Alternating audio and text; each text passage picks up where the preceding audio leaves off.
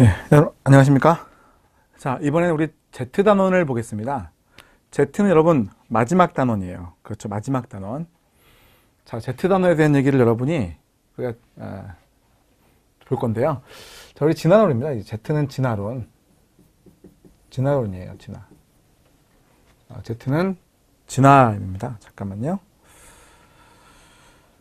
자, Z는 여러분 진화거든요. Z 단원은 진화입니다.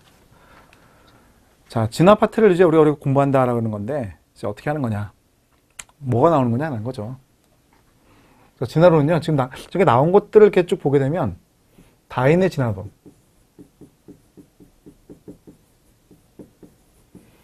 자, 그리고, 집단 유전학에서 다뤘었던 유전자 풀의 개념. 유전자 풀의 개념. 하디 와인버그의 평형. 하디 와인버그의 평형. 자, 그리고 일종의 분류. 이렇게 이제 출제가 되고 있습니다. 분류는 이제 원핵세포, 진정 세균과 고세균을 비교하는 것.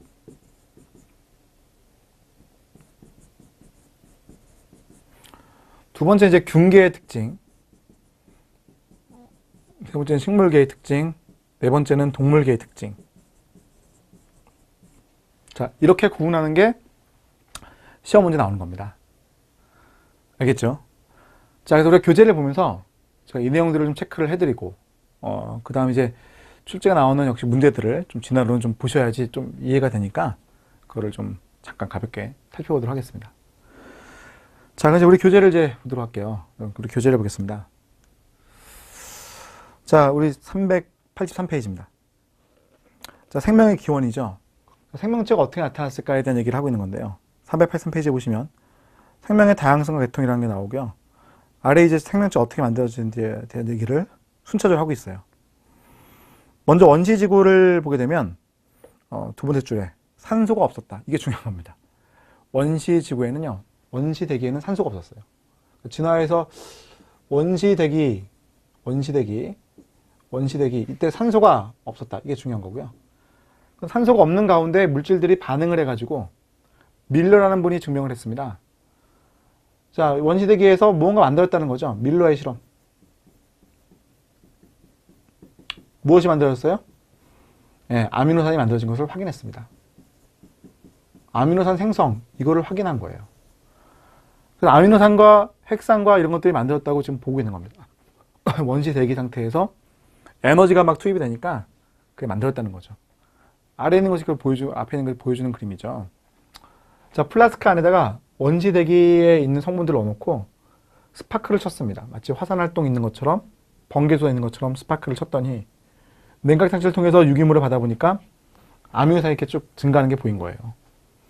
그래서 이런 것들이 만들었다고 보고 있는 거죠.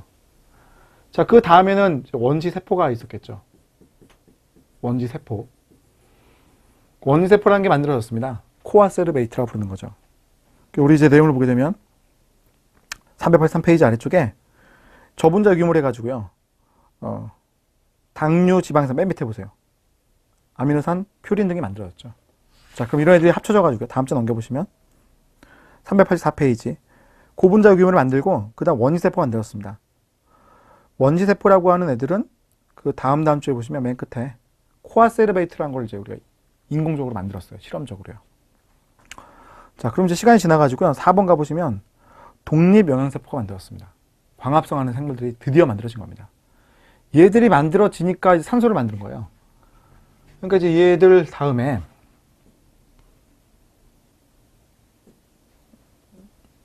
얘를 다음에 만들어진 게 뭐냐면 광합성한 생물입니다. 광합성 생물.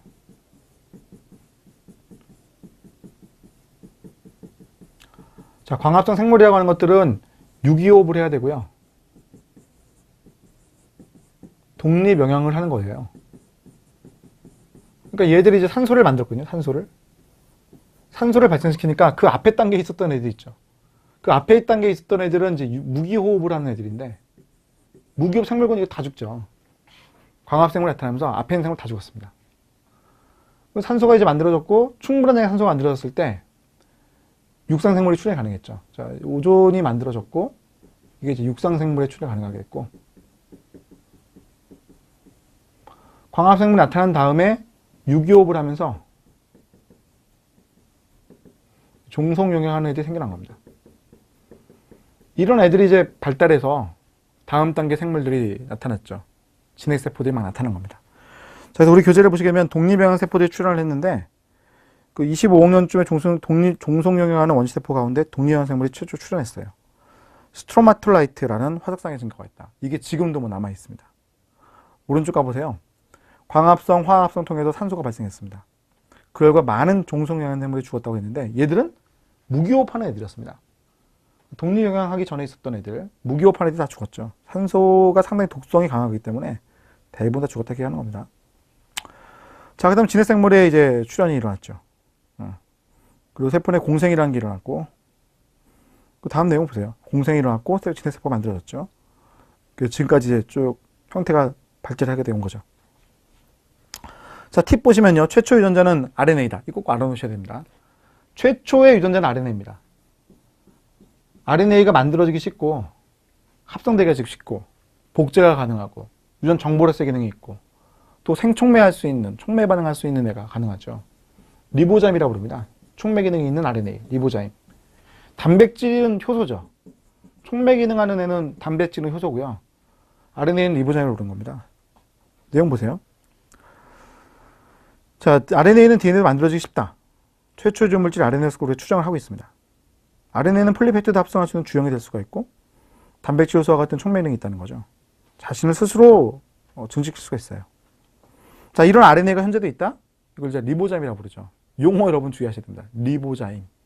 RNA인데 촉매 기능이 있는 RNA. 자, 아래에 보시면 최초 유전자가 RNA는 증거. RNA가 정보 전달력이 있다는 것. 스스로 자발적 생성될 수 있다는 것.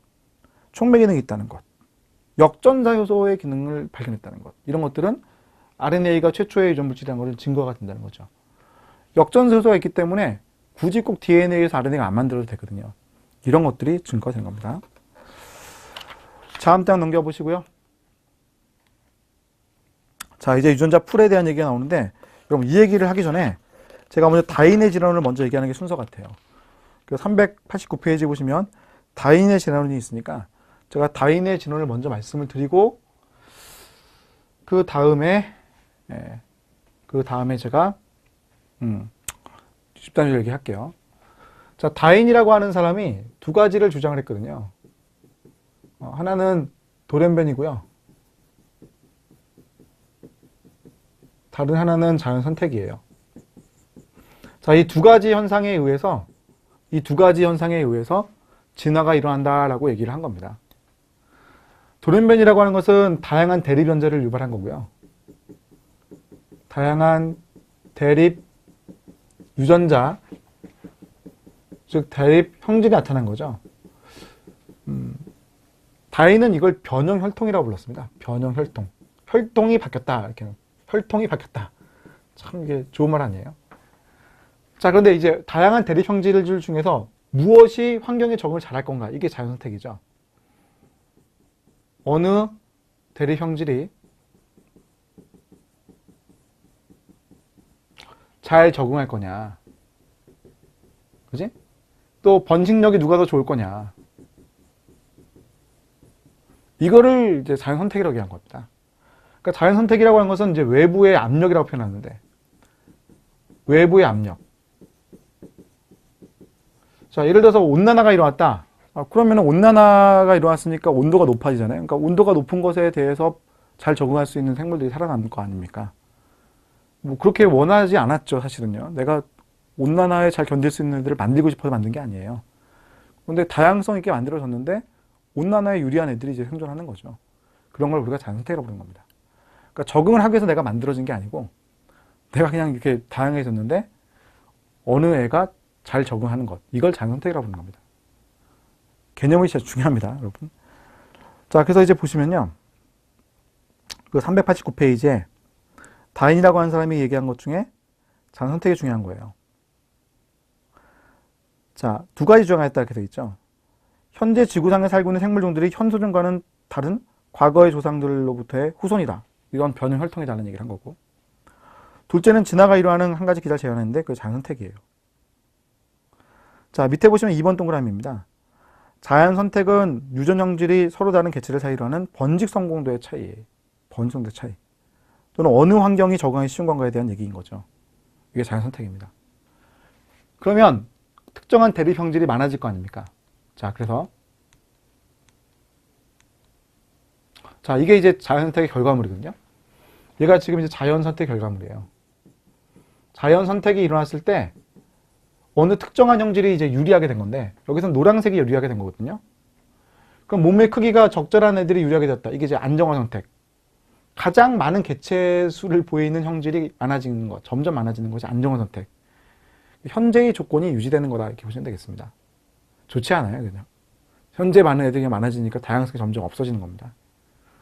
자, 얘를 보게 되면 몸 크기가 이제 한쪽에 유리한 거지. 양극단 한쪽에, 극단 한쪽 극단에 유리한 겁니다.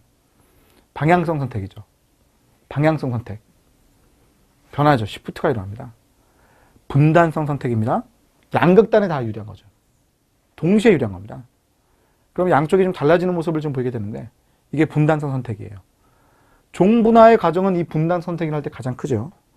자, 그래서 자연선택 결과를 지금 표현했는데 안정화, 방향성, 분단성. 다음 주 넘겨보시면 정리를 해놨죠. 방향 선택은 한쪽 극단에 유리한 거예요. 분단 선택은 390페이지입니다. 분단 선택은 양쪽 극단에 유리한 겁니다. 안정화 선택은 가장 많은 개체들이 갖고 있는 그 형질들에게 유리한 거거든요. 자, 이런 것을 우리가 자연선택 결과물이라고 볼 수가 있다는 거죠. 이해가시죠? 자, 다윈이라는 사람이 이런 주장을 한 거예요. 그때 당시에 놀랍게도 주장을 한 겁니다. 자, 근데 요즘은 여기 이제 더해가지고요. 유전자 풀의 개념을 가져옵니다. 유전자 풀의 개념. 자, 유전자 풀의 개념입니다. 자, 유전자 풀. 유전자 풀. 집단이 가진 전체 유전자. 집단이 가진 전체 유전자. 이것을 우리가 유전자 풀이라고 불러요. 전체 유전자죠. 자, 이 유전자 풀이라고 하는 것이 바뀝니다. 크게 진화합니다. 이 유전자 풀이 바뀐다. 이게 뭡니까? 진화입니다. 다윈도 그걸 얘기한 거잖아요. 그럼 바뀌는 요인이 뭐가 있을까라는 얘기를 해보자는 거죠. 바뀌는 요인. 첫 번째는 병목 효과. 자, 이게 지금 병목 효과입니다. 병목 현상. 개체수가 급감하는 거죠. 개체수 감소. 그에 따라 특정한 유전자가 사라지는 거예요. 여기 보시면 노란색 구슬이 없어지는 게 보이는데 개체수가 감소하는 모습 보이는 거예요. 병 안에 들어있었던 구슬이 개체인데 노란색 형질을 보이는 애들이 사라지는 거죠. 이런 걸 우리가 유전적 부동이라고 합니다.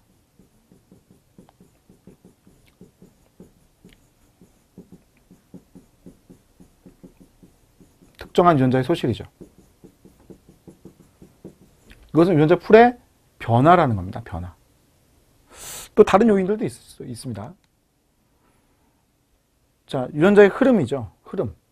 이 그림 갖고 뭐 의미가 잘 다가오진 않는데, 어느 모집단이 있었어요. 그 모집단에서 일부의 개체들이 이제 이주를 해간 겁니다. 이주. 유전자가 흘러간 거죠. 자, 이게 유전자의 흐름이에요. 유전자의 흐름. 유전자의 흐름이 생기면 기존 집단과는 다른 애들이 만들 수 있어요. 여기에 A라는 것과 소문자 A라는 것이 50%씩 있었거든요. 근데 옮겨갈 때 맞춰서 옮겨가지 않나요? 그러니까 옮겨가는 거 보니까 A라고 하니 30%가 가고 소문자 A가 70%가 갈 거라면 기존 집단과는 달라지잖아요. 대립변자의 빈도가 달라지죠. 이런 걸 이제 유전자의 흐름에서 볼 수 있다는 겁니다.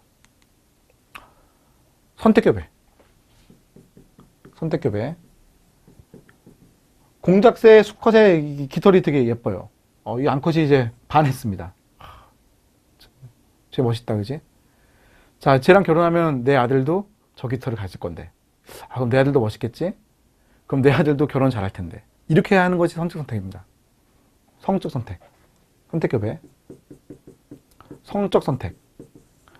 성적 선택이라고 하는 것은 내 유전자를 다음 세대로 넘기기 위해서 배우를 선택하는 경향을 보이는 것이 성적 선택입니다. 자, 그럼 지금 얘기한 것들, 지금 제가 얘기한 것들 있죠? 자, 이러한 것들이 뭐를 유발할 수 있어요? 예, 유전자 풀의 변화를 유발할 수 있는 거죠. 그래서 하디 와인버그라고 하는 사람이 유전자 풀의 변화를 유발할 수 있는 이러한 요인들을 얘기하고, 이런 변화 요인이 없다면 대립연자 빈도가 일정 유지될 것이다, 이런 얘기를 했어요. 그게 이제 하디 와인버그의 평형이죠. 자, 우리 교재를 한번 보실게요. 386페이지입니다. 집단 유전학. 유전자 풀과 유전자의 빈도, 유전자의 풀, 특정한 시기에 한 종에 속하는 전체 때 갖는 유전자의 전체 집합, 이거를 유전자의 풀이라고 합니다. 유전자의 빈도, 대립유전자의 빈도를 말하죠. 유전자 풀의 변화, 시간이 지나면서 자연스럽게 변해요. 언제 변하는 거냐는 거죠. 자, 유전자 풀의 변화 요인, 첫 번째 돌연변이, 대립유전자가 다양해지잖아요. 두 번째 유전적 부동, 특정한 유전자가 소실되는 거죠. 병목 효과가 보일 때 이런 게 흔하죠. 오른쪽 보시면 격리와 유전자의 이동, 유전자의 흐름이 일어나는 거죠. 맨 밑에 보면 선택 교배, 성적 선택. 자, 이런 것들이 일어납니다. 자, 그다음 5번 자연 선택이죠. 자, 이런 것들이 일어나게 되면 유전자 풀의 변화가 일어나는 거죠. 그럼 유전자 풀의 변화가 없는 것, 이걸 따지는 게 하디 와인버그의 평형이에요. 하디 와인버그의 평형입니다. 하디 와인버그의 평형이라고 하는 것은 세대 간의 대립 유전자의 빈도가 일정하다, 이 말입니다. 이것은 유전자 풀에 변화가 없다, 이런 얘기예요. 적으십시오. 풀에 변화가 없다, 이 말입니다. 그럼 이제 하디 와인버그라는 사람이 이런 평형을 얘기했어요. 야, 이런 일이 일어나면은 대립유전자 변하지 않을 것이다. 즉 진화라는 건 일어나지 않을 것이다. 그럼 조건들이 있을 겁니다. 어떤 조건들에서 하디 와인 평형이 일어날 것인가, 이런 얘기를 했거든요. 첫 번째는 집단이 커야 한다라는 거죠. 집단이 그냥 커야 한다라는 겁니다. 그래야 뭐 교배를 하더라도 무작위적인 교배가 일어날 수 있죠. 선택적인 교배가 우연히 일어날 수도 있는데 그런 게 일어나지 않을 것이다, 이렇게 본 겁니다. 유전적 부동 없어야 한다. 병목 현상 이거 없어야 된다. 유전자의 흐름 역시 없어야 한다. 격리라는 현상 없어야 한다. 자, 돌연변이 역시 없어야 한다. 자연 선택 역시 없어야 한다. 무작위적인 표괴 이건 있어야 한다. 즉 성적 선택이 없어야 한다는 얘기입니다. 자, 이런 조건들이 만족한다면 세대 간의 대립유전자의 빈도가 일정히 유지될 거다, 이렇게 얘기를 한 것이 하디 와인버그의 평형이에요. 그럼 대립유전자의 빈도가 다음 세대에 늘 일정하게 유지될 것이다, 이렇게 얘기를 한 거죠. 이해가시죠? 자, 다음 장 넘겨보시고요. 자, 390페이지를 한번 보시면요. 390페이지. 자, 1번 동그라미를 보시면요. 진화와 종분화라는 얘기가 나오지 않습니까? 진화의 궁극적인 목적은 이전의 종과는 유전적으로 완전히 다른 새로운 종이 만들어지는 거예요. 이게 대진화입니다. 그런데 소규모의 종분화가 일어날 수가 있어요. 소규모의 종분화는 한 집단 내에서 돌연변이, 유전자의 어떤 재조합, 배수화 등에 의한 변이가 발생하는 거예요. 결국 이런 것들은 대부분 다 소진화입니다. 이런 예들은 다 소진화죠. 그럼 이 소진화가 축적이 되면은 대진화, 종의 분화가 일어날 수 있습니다. 그러니까 소진화라고 하는 건 아직 종의 분화가 일어나지 않은 거예요. 그러니까 아종의 출현, 그러니까 새로운 종까지는 아니지만 아종의 출현이 일어나는 것 정도는 만들 수가 있고, 그게 이제 좀 강화가 되면 그러면 이제 새로운 종 등장할 수가 있는 거죠. 자, 그래서 우리 교재 그 다음 주에 보시게 되면 소규모의 종의 분화가 누적되면 종 이상의 규모에서 대규모의 변화가 일어날 수 있다고 얘기를 한 겁니다. 그러면 이러한 그 소진화가 일어난 다음에 대진화가 일어나기 위해서는 어떤 일이 있었을 건가라는 거죠. 이건 이제 소진화 정도인데 대진화가 일어나기 위해서 어떤 일이 일어나야 되는 건가, 이런 얘기입니다. 대진화가 일어나기 위해서는요, 즉 종의 분화가 일어나기 위해서는요, 반드시 수반돼야 되는 것이 바로 이거예요. 생식적 격리입니다. 그러니까 교배를 할 수가 없는 상황으로 간다. 이게 종분화의 가장 기초적인 어떤 조건입니다. 그러니까 결혼할 수가 있어? 그러면은 종분화가 일어났다고 볼 수 없잖아요. 근데 약간 예외적으로 호랑이하고 사자가 결혼하면 이거 새끼를 낳는단 말이에요. 그러면 그건 같은 종인가? 종의 분화가 일어나지 않았나? 근데 종의 분화가 일어났어요. 여기서 생리적 경쟁이 일어나는데 그때 이제 어떤 일이 일어나야 되냐면 경쟁이 일어날 때 생식력 있는 자손을 생산하지 못하는 일이 일어나야 돼요. 그래야 종의 분화가 일어난 겁니다.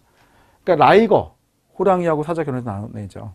또는 타이곤, 그러니까 어머니가 사자냐 뭐 호랑이에 따라 다른데 얘들이 생식력이 없어요. 불임이야. 그러면 종이 아니잖아요. 같은 종으로 유지가 될 수가 없죠. 그러니까 잡종이라는 게 불임이 되거나 잡종이라는 게 생식력이 떨어져요.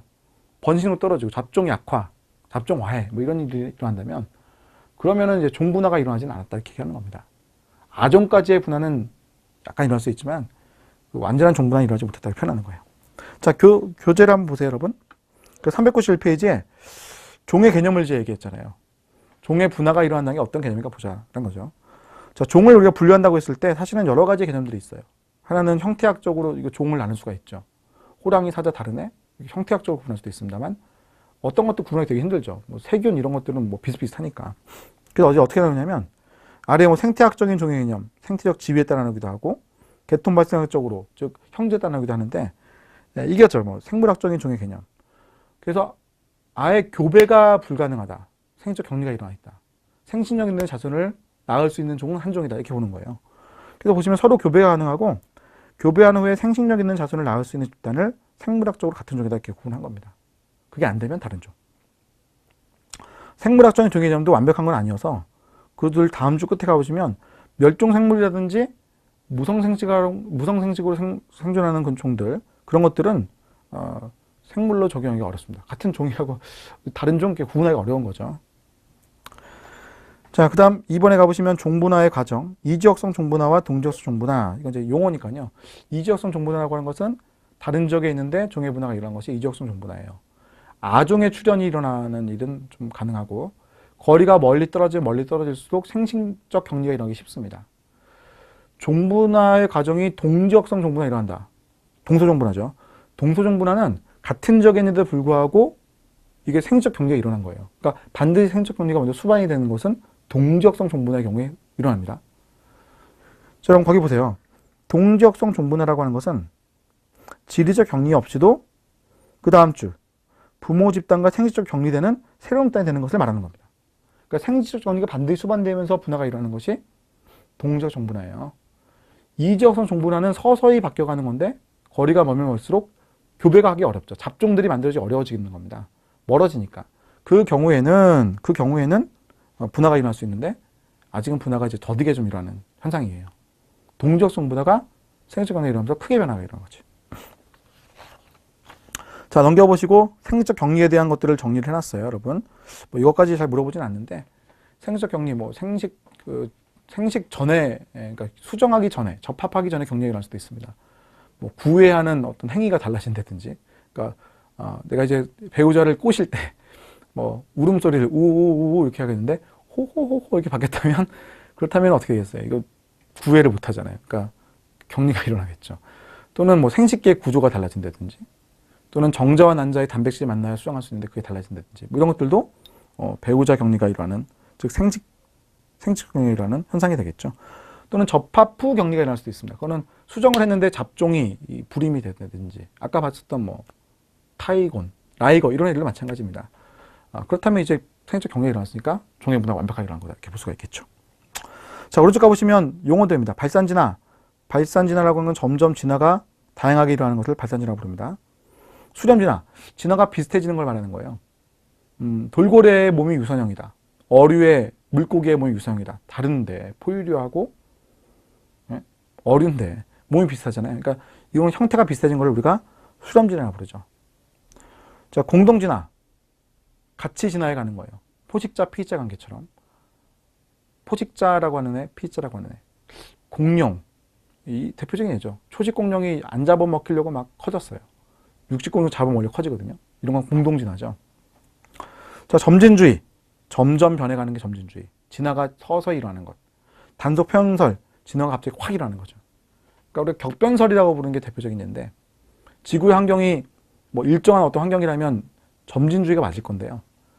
그렇지 않은 경우도 있죠. 뭐 갑자기 운석이 막 떨어져가지고 지구에 뭐 몇 년 동안 막 겨울이 있는 거예요. 그러면은 뭐 거기에 적응할 수 있는 애들이 살아남을 테니까 갑작스러운 환경에 의해서 확 변할 수도 있는 거죠. 그러니까 단소평형설은 어떤 겹변설에 대한 얘기를 많이 다루는 거거든요. 자, 용어들 알아놓으시면 되겠습니다. 자, 넘겨보시고 개통수. 자, 여러분 우리 시험이 개통수 가지고 출제하지 않거든요. 그러니까 간단하게 나오는 문제들은 개통수 안 내요. 모르셔도 괜찮아요. 넘기세요. 개통수 그리긴 다 모르셔도 괜찮습니다. 자, 400페이지로 갑시다. 자, 400페이지로 가보시면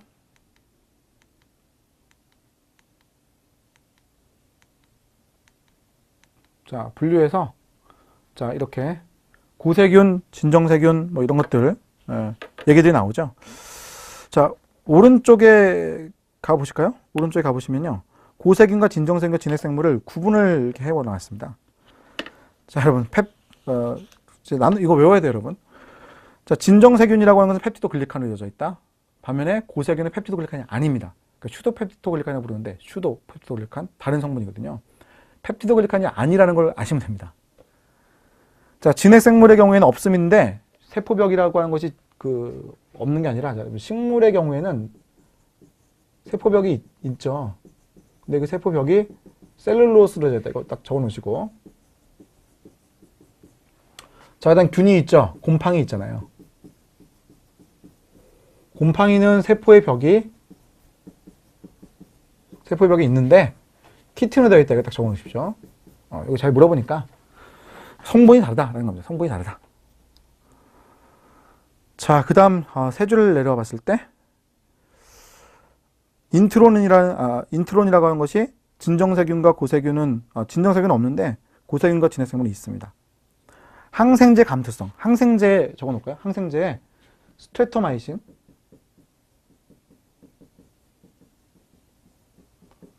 이건 70S 리보스어 먹자는 건데 진정세균의 경우면 듣는 거고요. 그 다음 페니실린 있죠. 페니실린은 펩티도글리칸成분이 하는 거기 때문에 역시 진정세균에 작용하는 겁니다. 단백질 합성 저해, 단백질 합성의 저해, 이건 세포의 벽, 세균의 벽을 녹이는 역할을 하죠. 이제 이거에 대한 감수성이 없는 게 진핵생물과 고세균입니다. 자, 히스톤이라는 단백질 없는 게 진정세균, 고세균과 진핵생물도 있습니다. 자, 고리형 DNA 갖고 있다. 진정세균, 고세균은 둘 다 고리형 DNA 갖고 있습니다. 자, 높은 온도에 생장할 수 있는 것 고세균만 가능하죠. 자, 단백질 만든다고 했을 때 첫 번째 아미노산 포메메티온이 갖고 있는 것은 진정세균이죠. 자, 그래서 이게 구분이 되는 요소들이 있는데 이거 외워 놓으셔야 됩니다. 좀 짜증나시겠지만 이거 외워 놓으시는 게 좋습니다. 자, 왼쪽 하나 더 말씀드릴게요. 왼쪽 가보시면 3번 동그라미 있죠. 400페이지에 1번에 3번 동그라미. 원지세균, 고세균인데 고세균들은 공기가 희박한 늪 또는 고염분, 호수, 산성 온천 이런 데 살 수 있습니다. 그러니까 상당히 척박한 곳에 살 수 있는 것이 고세균이에요. 여기까지 알아놓으시면 좋겠습니다. 자, 그 다음에 옆으로 가보시면 다시 401페이지입니다. 바이러스에 대한 얘기가 나왔죠. 자, 바이러스 앞에 이제 있는 그림들이에요. 바이러스는 반드시 핵산, 그러니까 DNA 또는 RNA로 이루어져 있습니다. 그리고 단백질로 구성이 되어 있는 게 특징입니다. 최소한 이건 있어야 돼요. 담배 모자이크 바이러스는 RNA를 갖고 있고, 아데노 바이러스는 DNA를 갖고 있고, HIV는 RNA를 갖고 있고, 그 다음 박테리오파지는 DNA를 갖고 있죠. 이거 딱 여러분 정리해서 외워놓으셔야 됩니다. 단백질들은 다 가지고 있습니다. 캡시드라는 단백질로 쌓여져 있고요. HIV 같은 경우에는 외피도 있습니다. 외피라고 하는 것은 바깥쪽에 인지질의 막과 단백질이 있는 거예요. 자, 이런 것들이 이제 바이러스의 특징이죠. 자, 여기 내용을 보시게 되면 바이러스는 생물과 무생물의 특징을 모두 가지고 있습니다. 그러니까 생명체 안에 들어갔을 때 숙주세포에 감염했을 때 증식을 합니다. 자, 핵산이라든지 단백질 껍질로 구성이 되어 있고 HIV라든지 인플루엔자 바이러스 같은 경우에는 외피도 있다는 게 특징입니다. 외피는 인지질과 단백질로 구성되어 있는 것이 특징이죠. 자, 효소 시스템이 없어요. 효소 시스템이 없기 때문에 반드시 감염해야 되는 겁니다. 반드시 감염해야 되죠. 효소기가 없기 때문에 항생제가 안 들어요. 그러니까 바이러스에 놔두고 항생제를 많이 뿌려봐야 아무런 효과가 없는 거죠. 그래서 병원 가면은 감기 걸렸다고 갔는데 막 항생제를 주잖아요. 그거는 이제 아무런 효과가 사실은 없습니다. 자, 그 다음에 이제 밑에 보시면은 그 프리온이라는 걸 얘기했죠. 자, 프리온. 자, 프리온이라고 하는 것은 바이러스 아니에요. 이건요. 단백질이죠. 우리가 여러분 잘 아시는 광우병 일으키는 물질입니다. 자, 프리온이라고 하는 것은 광우병. 이건 이제 소의 경우죠. 크루이펠츠 악구병. 이건 사람의 경우입니다.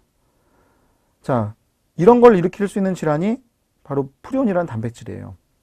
자, 그 다음 줄 보시면 프리온은 원래 뇌세포에서 발현되는 정상적인 PRP라는 단백질이에요. 그 단백질 분해 요소에 잘 분해가 안 되는 그런 특징이 있는 단백질 유전자였는데 얘가 돌연변이 일어나 가지고요. 단백질 만들어지고 그 뒤에 보시면 분해되지 않을 뿐만 아니라 딱딱한 덩어리가 되어 뇌세포를 죽게 한다는 겁니다. 특히 높은 홀로 가열을 해도 고온의 내성 갖고 있어요. 고온에 이게 내성 갖고 있거든요, 얘가. 그러니까 조리를 해도 이게 잘 없어지지 않는 거야. 그러니까 광우병에 걸린 소를 먹으면은 그 프리온 입자가 그대로 내 몸에 흡수가 될 수가 있습니다. 뭐 조리를 해도 없어지지 않고 단백질 분해했을 때 깨지도 않으니까. 그럼 이게 이제 넘어가잖아요. 뇌 쪽으로 가게 되면 뇌에 있는 정상적인 PRP 단백질을 프리온 입자로 바꿔요. 그러니까 이제 자기 복제를 하는 것처럼 자기의 동료들을 만듭니다. 포섭을 하는 거죠. 그럼 이런 애들이 점점 많아지게 되면 뇌세포가 딱딱하게 굳게 되는데 그런 것을 우리가 프리온이 이제 증식했다 얘기를 하는 것이고 그러면 사람이라면 크루이펠츠 악구병 광우병 걸린 소를 먹었으면 인간 광우병 이런 게 걸리게 되는 거죠. 자, 넘겨보시고요. 자, 넘기기 전에 요거 하나 좀 적어드릴까요? 비로이드. 자, 비로이드라는 걸 하나 적어봅시다. 비로이드. 비로이드는 간염성이 있는 RNA를 말합니다. 그러니까 RNA 분자밖에 없는데 얘가 이제 간염성이 있는 거예요. 얘가 이제 간염을 하게 되면 자기가 증식을 합니다. 자기 증식을 할 수 있거든요. 마치 프리온이라고 하는 것은 단백질인데 자기 증식했던 것처럼 파이로이드라고 하는 애는 RNA인데 자기가 간염하면 증식을 하는 거예요. 그런 게 특징인 거죠. 자, 그래서 우리가 생명체라고 하는 것들을 이제 분류를 했을 때 진정세균, 고세균, 진핵생물, 그 다음 프리온, 그 다음 바이러스 먼저, 바이러스, 그 다음 프리온, 비로이드 이렇게 구분했죠. 자, 그 중에 이제 진핵세포를 구분을 할 겁니다. 진핵세포를요. 자, 우리 교재 다음 주 넘겨보시면 답의 2페이지에 원생생물이 나왔습니다. 원생생물. 어떤 종류가 있는가 정도는 알아놓으시는 게 좋은데 자, 그 중에서 여러분 5번 가보시면 녹조생물문. 녹조류죠. 녹조류. 녹조류는 원생생물입니다. 얘가 이제 식물을 만드는 애가 되죠. 자, 그 다음 이제 5번, 6번에 가보시면 갈조생물문. 이거 역시 광합성할 수 있는 애들인데, 미역, 다시마 이런 애들이죠. 그 다음 여러분 저 9번으로 가보시면 황적조생물문이라고 보이죠. 쌍편 모조류. 적조 일으키는 애였죠. 네. 자, 이런 애들이 원생생물이에요. 그래서 원생생물이라고 하는 것들은 균계로 발전한 애들도 있고, 그 다음 식물계로 발전한 애들도 있고, 그 다음 동물계로 발전한 애들도 있는 거죠. 자, 먼저 균계를 보겠습니다. 균계는 균사체, 실과 같은 형태, 곰팡인데 이런 애들 되어 있고요. 포자로 번식하죠. 포자. 포자라고 하는 것들은 감수분해에서 만들어진 애들을 우리가 포자라고 보냈잖아요. 그 포자가 융합을 하지 않고 계속 증식해 나가면 그 포자입니다. 얘가 포자라고 하는 애가 아니라 배우자라고 부르는 애들은 수정을 할 수가 있어야 돼. 그러니까 감수분해에서 만들어진 애가 수정을 하면은 배우자고 그 감수분해에서 만들어진 애가 자기 혼자 증식해 나가면 그건 포자죠. 자, 그래서 보시면 종성영양생물이죠. 영양분을 스스로 만들 수가 없으니까 유성생식, 무성식을 다 할 수 있는 애들이 균계입니다. 자, 저 밑으로 가보시면요. 지우류라는 애가 보이시죠? 지우류. 자, 지우류라고 하는 애는 녹조류와 남세균, 곰팡이 군사가 공생하는 구조입니다. 조류는 광합성하고 곰팡이는 물과 무기를 제공을 하고 공생을 해요. 포자에 의한 무성식을 하고요. 이런 애들이 육지의 개척자죠. 그래서 천위 과정이 일어날 때 일제천위에서 제일 먼저 성장한 애가 바로 지우류입니다. 산성비는 제일 취약하기 때문에 산성비가 내리면 얘들 다 죽어요. 그러니까 지우류가 없어지면 산성비가 내리고 있다는 지표가 되는 거죠. 자, 오른쪽 가보시면 식물에 대한 얘기가 나왔죠. 자, 식물 첫 번째 줄 녹조류에 의해서 진화했다는 것을 아셔야 되겠습니다. 자, 여기 보시면 이제 식물이 이제 식물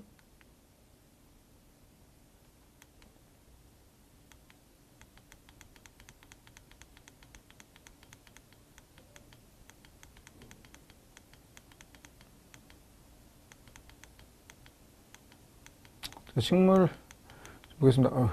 예, 식물 이거 이 그림이 빠졌네요. 자, 제가 따로 그려드리겠습니다. 자, 한 점 차였네요. 식물을 먼저 그려드릴게요. 자, 식물이라고 하는 것이 이제 있다고 했을 때 얘는 원생생물인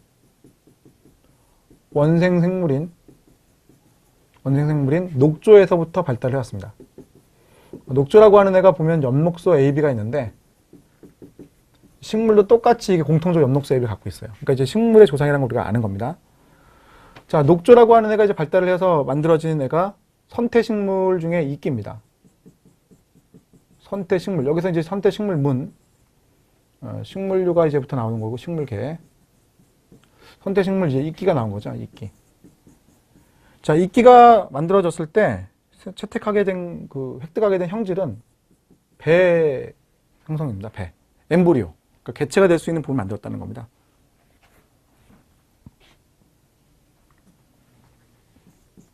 자, 다음은 양치식물이죠. 양치식물. 자, 양치식물이 만들었다고 했을 때 차이가 난다라고 하는 것은 이제 관다발입니다. 관다발을 획득하게 된 것이 양치식물입니다.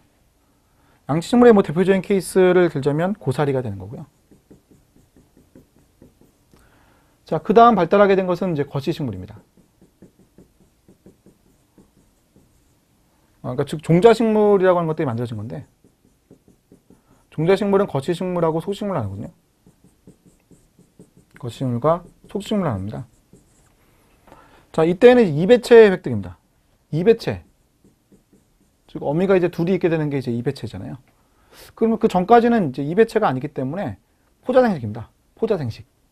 그 전까지는 포자생식. 그 다음에 이배체가 이제 된 거죠. 자, 거치식물의 대표적인 케이스는 은행나무, 소나무가 되는 거고요. 그럼 이제 차이점이 있게 되는데, 차이점은 거치식물과 속식물의 차이점에서 중복성이라는 걸 하게 된 겁니다. 중복수정. 그리고 씨방이라고 하는 걸 갖게 되어서 그 안에 미씨를 보관하게 되었죠. 미씨가 속에 있기 때문에 속식식물이죠. 그 다음 뭐 꽃을 피우게 되었다든지 뭐 이런 것들. 이런 것들이 이제 속식식물이 가지고 있는 특징들입니다. 중복성을 하기 때문에 배젖의 핵형이 달랐다. 배젖의 핵형이 달라졌습니다. 3N이 됐죠. 거치식물은 이제 배젖의 핵형이 N인데 이런 것들이 이제 중복성에 나오는 얘기들이잖아요. 자, 속식식물은 다시 외덩이식, 상덩이식 구분되죠. 그 이제 우리 식물계에서 다루던 얘기들. 자, 그래서 우리가 발달하는 과정에 대해서 설명을 할 때 이 얘기를 많이 하니까 이걸 좀 아셔야 되겠습니다, 여러분. 어떻게 발달했는지. 그래서 우리 교재를 한번 보시면요. 403페이지입니다. 선태식물문이라는 게 있죠. 녹조를 해서 진화했을 때 똑같이 엽록소 A를 가지고 있습니다. 자, 선태식물문을 보게 되면은, 이끼류예요. 그래서 포자체라고 하는 것이 만들어졌죠. 이게 배가 만들어진 겁니다. 자, 그 다음에 이번에 양치식물, 이제 관다발이 이제 만들어졌죠. 자, 그 다음 종자식물, 종자로 만들어졌죠. 이배체가 만들어진 겁니다. 이때 거치식물과 속식물이 나눠졌죠. 속식물이 되면서 꽃을 피우고 중복성을 하게 되었습니다. 그리고 단자역과 쌍자역 식물로 구분이 되었죠. 그게 이제 아래쪽에 있는 구분하는 것을 이제 설명을 한 것들. 식물에 있어서 구분한 것들. 떡잎의 개수 2개가 된 게 쌍자역 식물. 형성층, 점점 이제 옆으로 커지는 것, 나무처럼 이렇게 커질 수 있는 것이 형성층이죠.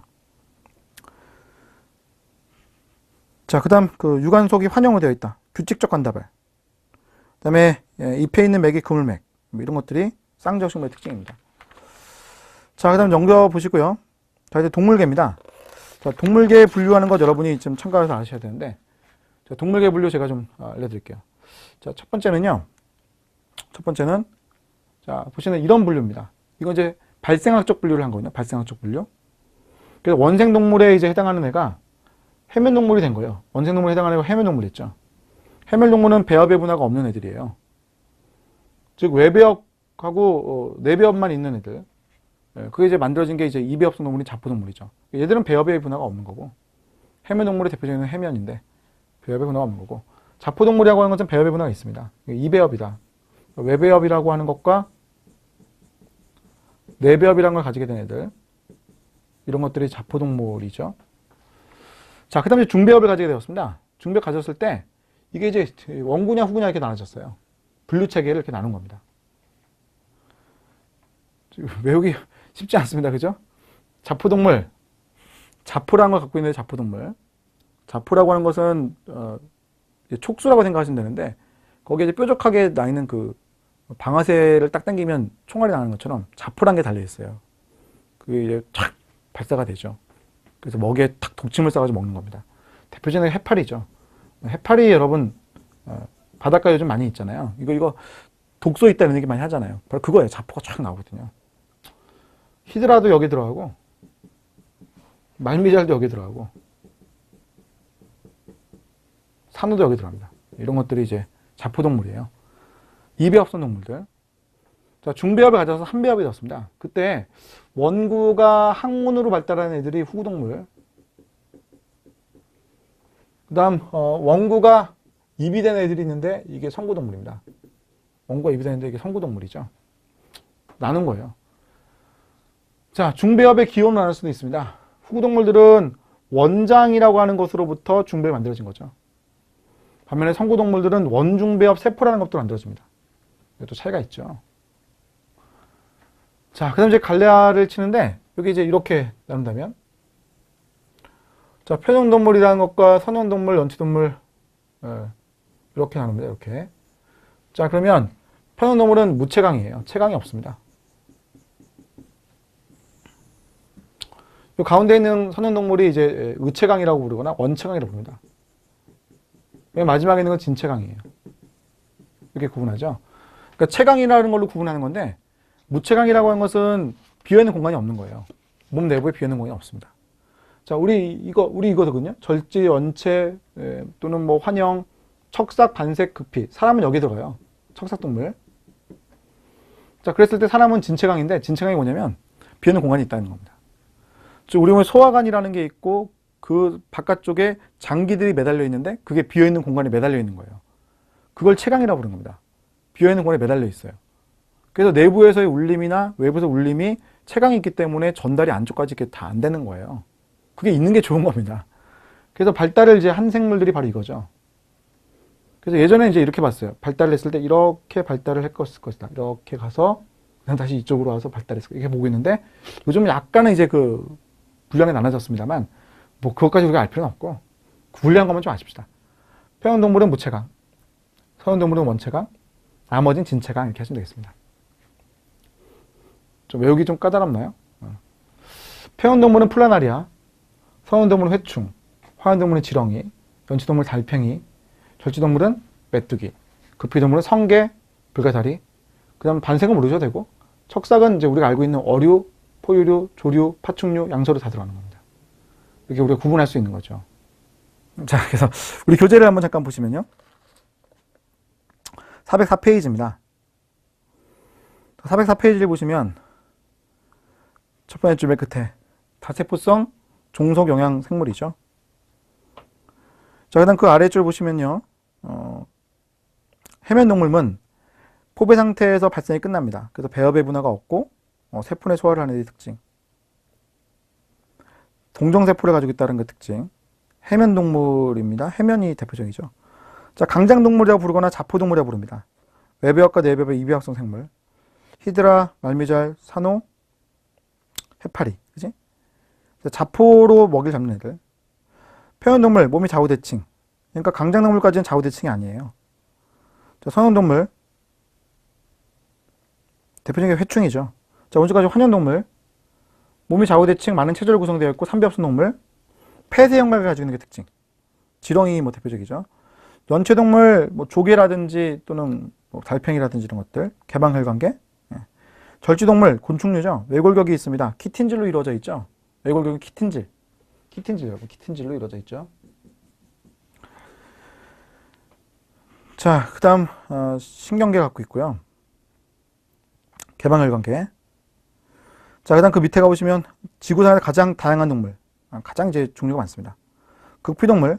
성체는 방사대칭. 유생은 좌우대칭이다. 그러니까 이게 방사대칭이 특징입니다. 자, 그 다음 10번에 가보시면요. 척삭동물은 그래서 우리 사람이 여기 들어가죠. 그죠? 여기 들어갑니다. 척삭동물 안문을 이제 보시게 되면 그 밑에 종류를 쭉 구분했지 않습니까? 중충격 폐쇄를 갖고 있는 애들. 어류, 양서류, 파류, 포추류, 조류류, 포유류. 자, 이렇게 돼 있죠.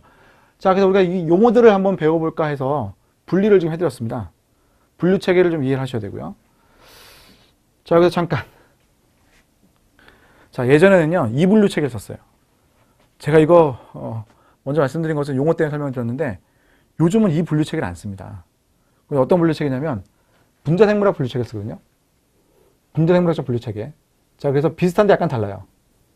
먼저 이제 해면동물이라는 게 있었다고 생각하고요. 자, 예로부터 이제 갈래를 쳐서 만들어진 것이, 자, 이렇게 갈래를 친 겁니다. 갈대를 만든 것이 잡부동물이죠. 또는 강장동물이죠. 자, 그래서 예로부터 이제 갈래를 쳐가지고 만들어진 것, 잡부동물로부터 갈래를 쳐서 만들어진 것.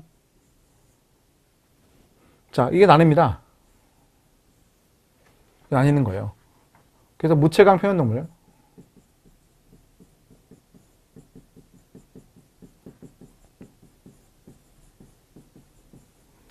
자, 그래서 또 나뉩니다. 촉수 담륜자 동물. 자, 또 나뉩니다. 촉수 담륜자라는 애들. 자, 여기 이제 누가 있냐면,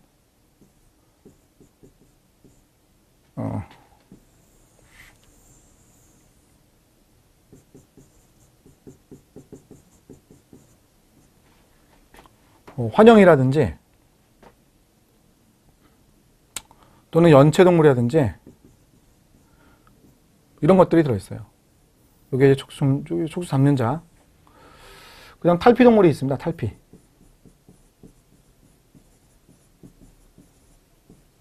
탈피동물. 자, 절지라든지, 선행동물입니다. 그 다음에 이제 후구동물이 나눠지는 거고요.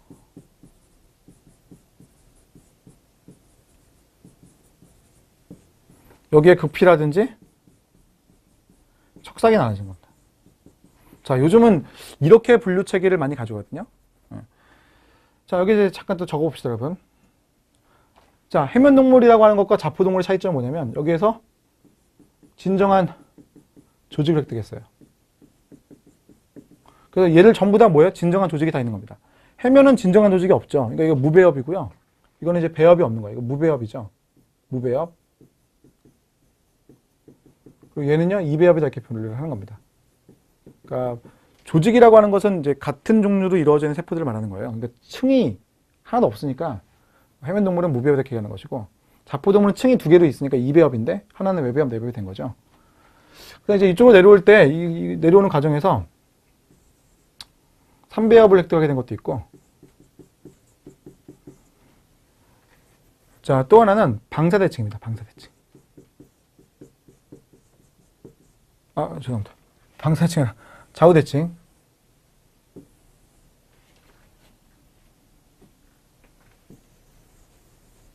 아이고, 지워져 버렸네요. 동전지판이 이렇게 좀 안 좋을 수도 있네요. 자, 이건 이배합이고요. 이것은 이제 방사대칭을 가지고 있다가 좌우대칭이 된 거죠. 좌우대칭. 근데 좌우대칭이 되기 전까지 그럼 방사대칭인데, 다시 방사대칭을 얻는 게 있어요. 여기 계피동물 방사대칭.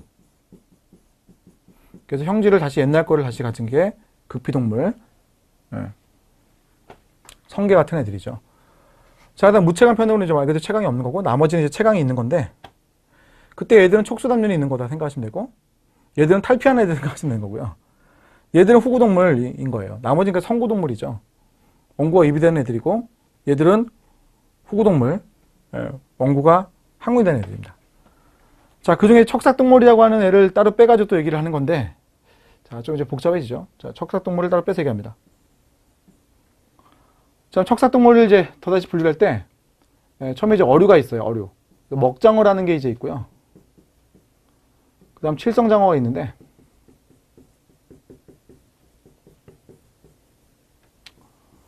자, 그 다음에 양서류, 그 다음 포유류와 조류, 파충류 조류입니다. 파충류 조류,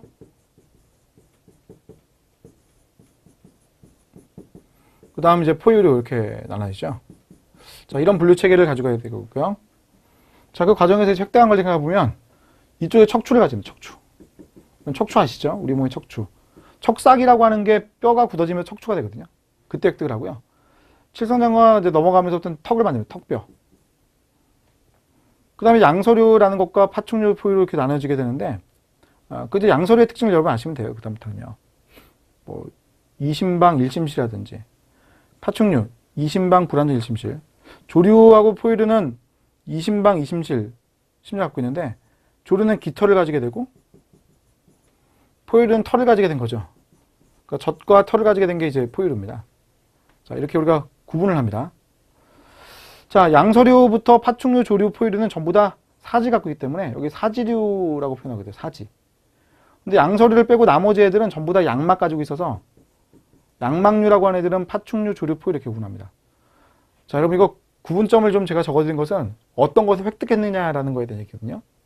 그래서 획득한 것에 따라서 분류를 할 수 있기 때문에 우리가 이런 체계들을 자꾸 물어보는 거예요. 좀 복잡합니다만 어떤 것들을 획득했는가 이걸 따져서 구분하는 겁니다. 뭐 예를 들어가지고요. 양서류는, 개구리는 양막 갖고 있니? 이렇게 물어보는 거예요. 그럼 틀렸다 이렇게 하면 되거든요. 좀 짜증나지만 적어 놓으시고 외워 놓으십시오. 뭐 한 문제 나왔을 때 맞추면 좋은 거잖아요. 그러니까 시간이 이제 이거는 외우기가 보통 어려운 게 아니니까 또 뭐 연관성이 없으니까요. 딱 모아놓고 여러분이 외워 나오시면 나중에 도움이 될 겁니다. 자, 조금 외우는 방법 알려드릴게요. 뭐 큰 건 아닌데요. 자, 여기 보시면요. 이거 외울 때요. 성탄절. 이렇게 보세요. 성탄절. 성탄절 이렇게 묶으시면 되겠습니다. 그죠? 성탄절. 자, 후구동물. 후구동물은 여기 사람이 있잖아요. 척삭에. 이렇게 해봅시다. 급히 반색하는 척하자. 급히 반색하는 척하자. 그러니까 반색도 있거든요. 급히 반색하는 척하자. 이렇게 해보세요. 급히 반색하는 척하자. 이렇게 해보십시오. 아시겠죠? 자, 그 다음 이쪽은요. 자, 사지류라는 것을 묶을 때 양, 조, 바, 보 이렇게 해봅시다.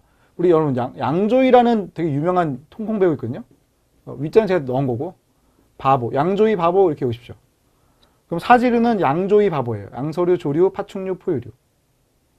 양막 갖고 있어 그럼 이 양을 빼면 돼요.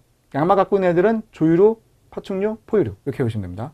양막 갖고 있는 애들은 조류, 파충류, 포유류 이렇게 해보시면 돼요. 그럼 깃털하고 털하고 젖은 외우기 쉽잖아요. 네. 그럼 이제 거의 다 외워집니까? 그러니까 해면동물이라고 하는 것은 무배업이고 진정한 조직이 없어요. 이건 하나 빼버리시고 자포동물은 그 다음 거 2배업이고요. 나머지 3배업이 자고대칭인데 표현동물 위로 빼버리시고 촉수담류는 나머지 애들 성탄절 급히 반색하는 척한다. 마지막에 외울 때 양조위 바보로 사지류 묶어버리시면 돼요. 나머지는 어류잖아요. 촉추 갖고 있는 애들은 먹장어만. 양막류 양자 빼면 돼요. 양조위 바보에서 양자 빼면 돼요. 나머지는 깃털과 털과 젖 이렇게 보시면 되잖아요.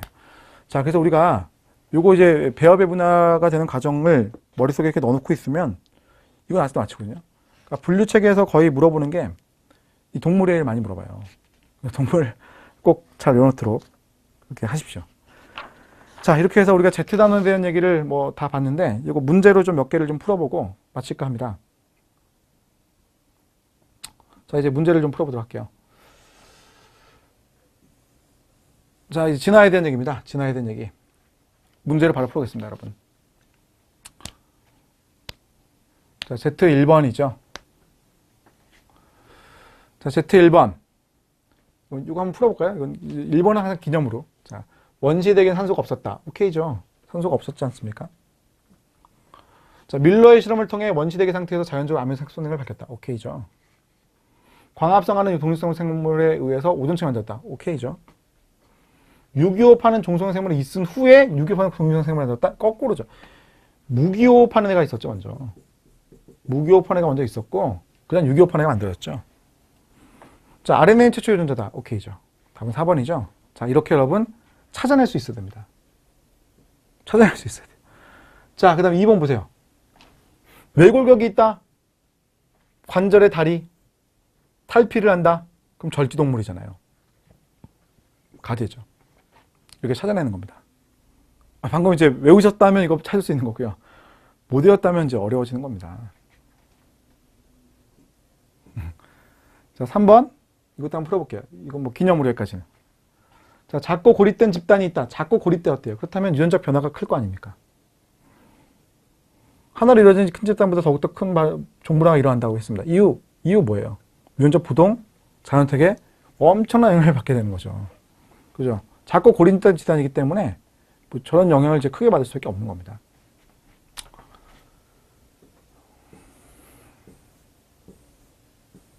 자, 뒤로 가볼게요.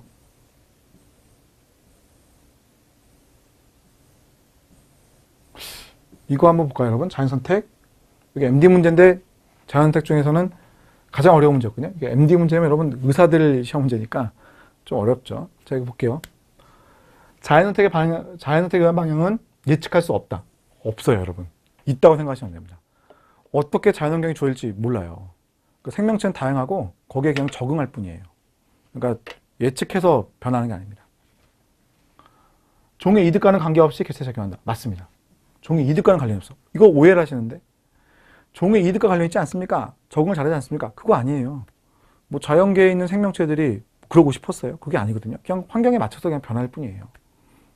물론 이제 결국 그게 살아남긴 하죠. 그렇지만 그게 과연 그 종에게 이득이 된 건 아니지 않습니까?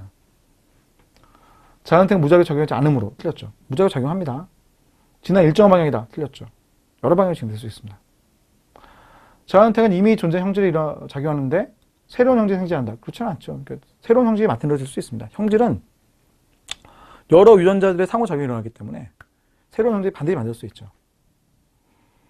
자, 자연택은 표현이 작용하지만 진화는 집단의 대립유전자의 빈도에 변화를 일어난다. 오케이죠. 그리고 자연선택이 일어난다고 했을 때 얘가 어떤 표현형이야? 그거에 작용하죠. 야, 길이는 목이 기니? 그거는 살아남어? 근데 거기에는 뭐 대립자가 있을 수 있잖아요. 그 개체가 알고 보니까 이형접합이야. 그런데 목이 길었던 것 뿐이에요. 그런데 표현형에 작용한 거잖아요. 좀 먹이를 먹을 게 어려워져가지고 뭐 기린이 목이 길어졌다. 뭐 이런 얘기들을 우리 하잖아요. 사실은 이제 기린이 목이 긴 애하고 짧은 애가 있었던 거죠. 그때 목이 긴 애가 이제 살아남게 된 거 아닙니까? 그때 목이 긴 애들의 표현형이 이제 중요했던 거죠. 목이 긴 거. 나중에 보니까 이제 대립연자를 보니까 이형접합이었다. 이런 얘기를 할 수 있잖아요. 그러니까 결국 대립연자의 빈도 변화가 유발된 거죠.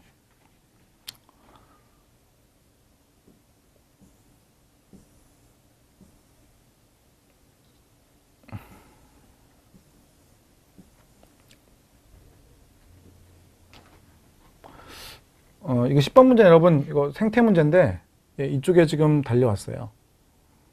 동일 자원을 이용한 두 종이죠. 그럼 경쟁하죠. 관계에 옳지 않은 걸 골라라 했습니다. 군집에서 두 종의 생태적 지위가 달랐다. 그렇다면 왜 경쟁하겠습니까? 다르지 않고 같아야 되거든요.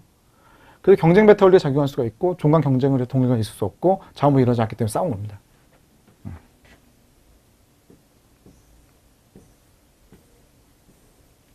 자, 우리 공무원 문제 풀어볼게요.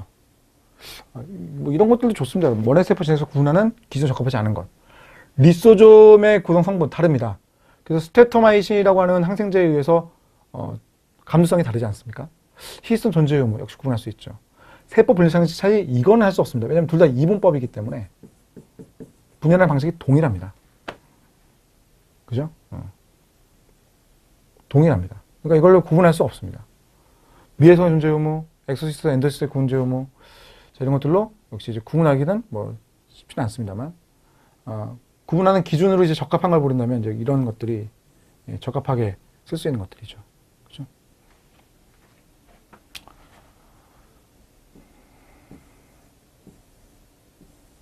자, 역시 뭐 식물에 대한 얘기 분류체계 여러분 참고로 보시고 공모 문제 한번 살펴볼게요.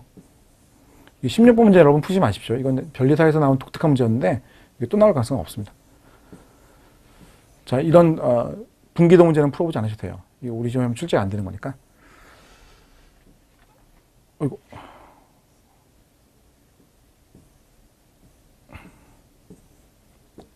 자, 균류에 대한 문제를 보겠습니다. 곰팡이, 효모, 버섯 모두 균류. 오케이. 이런 애들 다 균류입니다. 스스로 탄소를 고정하는 독립영양생물 아니죠. 종속영양생물이죠. 종속영양생물. 영양분을 스스로 만들 수는 없습니다. 키틴이 포함된 살포벽 이거 오케이죠. 곰팡이는 키틴이 가지고 있습니다. 무성생식을 통해 포제를 생성한다. 번식할 수 있다. 오케이죠. 네. 자, 그러니까 암기를 해놓으면 되게 쉬워지는 겁니다. 19번 이거 안 보셔도 돼요. 분기도를 해석하는 거 안 내는 거니까. 자, 소진화를 일으키는 요인이 아닌 것. 소진화, 우리 아까 유전자 풀의 변화가 일어나는 것을 말하는 거죠. 돌연변이, 자연적 선택, 유전적 이동, 성적 이용 이건 아니죠. 성적으로 다르다 이건데 저건 아니죠. 자, 답은 이제 3번이죠. 자, 프리온과 비로이드. 프로온 클로로피시 악구병을 일으킬 수 있죠. 비로이드 복제를 가지고 있지 않다. 이거 틀렸네요. 그죠? 비로이드는 복제 능력이 있는 RNA 분자잖아요. 프리온, 열을 가하면 쉽게 파괴된다. 쉽게 파괴되지 않습니다. 프리온은 이제 열에 상당히 강하죠. 비로이드 원형의 RNA입니다. RNA 분자 유전 간염체. 그럼 답은 이제 1번이죠. 자, 이렇게 빨리빨리 이렇게 풀어낼 수 있어야 돼요.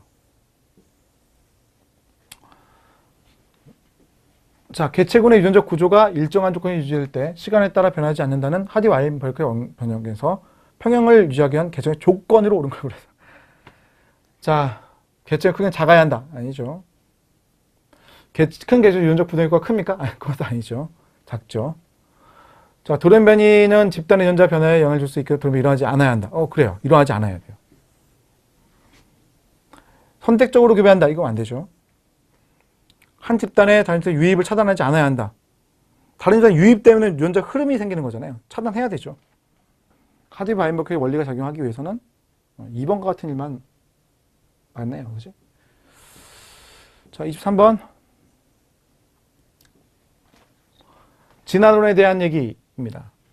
환경에 가장 적합한 유전형질을 가진 개체가 덜 적응된 개체보다 높은 비율로 생존과 번식할 수 있다. 그렇죠. 개체군 내에 일어난 작은 변화가 오랜 시간에 걸쳐 축적이 되는데 새로운 종으로 진화되지 않는다. 새로운 종으로 진화가 돼야죠. 새로운 종으로 진화가 돼야 자연선택에 의해서 종분화가 일어난다 이렇게 얘기를 하는 거잖아요. 시간의 흐름에 따라 선호되는 유리한 변이와 형질은 개체군 내에 축적이 되는 것이다. 어떤 이제 유리한 생존에 유리한 변이. 자, 환경과의 상호작용에 생긴 획득 형질은 개체를 건강에 더 작용시켜서 주지만 유전되지 않는다. 유전되지 않죠. 획득 형질은 유전되지 않습니다. 획득 형질이라고 하는 것은 우연하게 얻은 형질을 우리 획득 형질이라고 불러요. 뭐 라마르크의 용물 영상 이런 것이죠. 우연하게 개체가 획득한 형질은 다음 세로 넘어가지 않습니다. 다인의 진화론에서 이제 큰 특징이죠. 다인의 진화에서 본 것은 우연한 이제 변화가 돌연변이 생겨났고 그 변화의 결과가 다음 세로 넘어갈 수 있는 것을 말하는 겁니다. 생물학적인 종교 개념, 생리적 격리, 제일 중요한 요소죠. 생물 다양성을 위협하겠다. 생물권 자체의 생물 다양성을 위협하는 주요 요인으로 거리가 먼 것은 생물 다양성을 위협하는 요인, 인공 번식 이런 것은 오히려 생명 다양성을 좋게 만들 수 있죠. 멸종하는 생물들을 인공 번식시킨다. 이게 얼마나 좋습니까?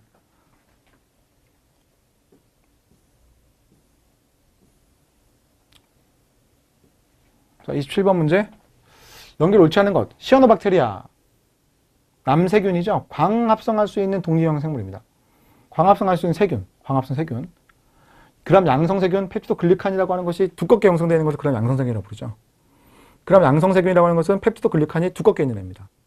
펩티도글리칸이 얇게 있는 애는 그람 음성세균. 집신벌레 수축포 가지고 있다. 집신벌레라고 하는 애들이 민물에 사는데 자기 안쪽으로 계속 물이 들어오니까 수축포를 통해 아주 밖으로 내보낸단 말이죠. 자, 메뚜기는 개방순환계입니다. 틀렸네요. 그치? 자, 5대 분류계에 속하는 그 식물들의 일반적 특징이 옳지 않은 것을 골라라 라고 했습니다. 식물계에 속한다. 식물계. 펩티도글리칸이 주성분의 세포를 갖는다.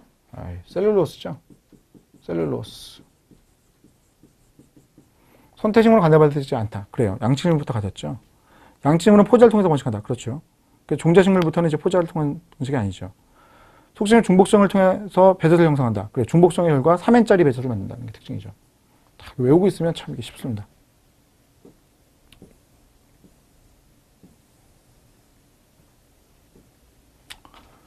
자, 자연 선택에 대한 얘기를 물어보고 있죠. 안정화 선택이라고 하는 것은 개체의 변이를 증가시킨다.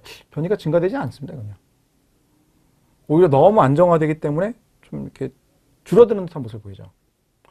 자, 북아메리카 서부에서 나타나는 누룩뱀이 피식자가 만드는 특정한 독소에 정확성을 가질 수 있도록 진화한 것은 방향 선택이다. 그렇죠. 특정한 독소에 대해서 정확성을 가진 한쪽 극단으로 향해 가거든요. 내성 가진 쪽 향해 가잖아요.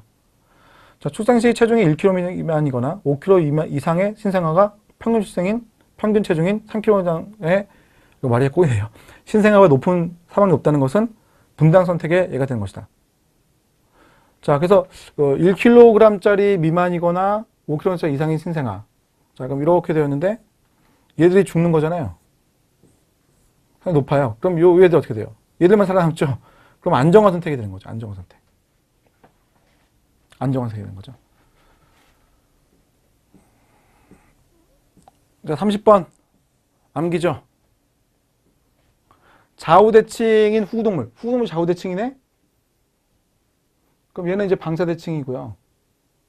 연체동물은 성구동물이고요. 표현도 성구동물이니까 후구동물.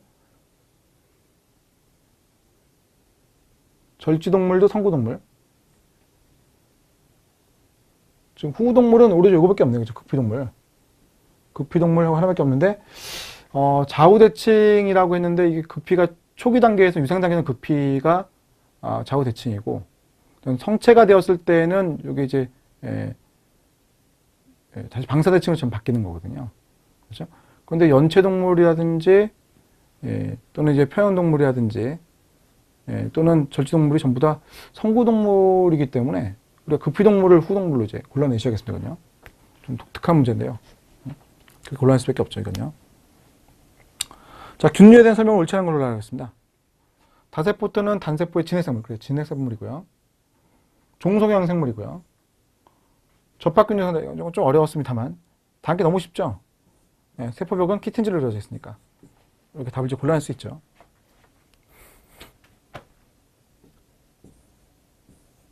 자, 이렇게 해서 우리가 문제들을 쭉 풀어봤습니다.